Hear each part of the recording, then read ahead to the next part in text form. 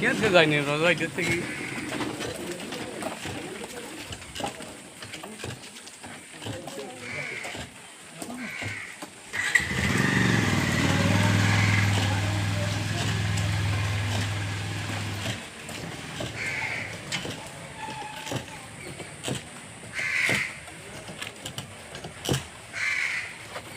দাদা এখানে ভুট্টা নার্সিংয়ের পাশে স্প্রে করছে খুব ভালো করে। আপনারা দেখতে থাকুন।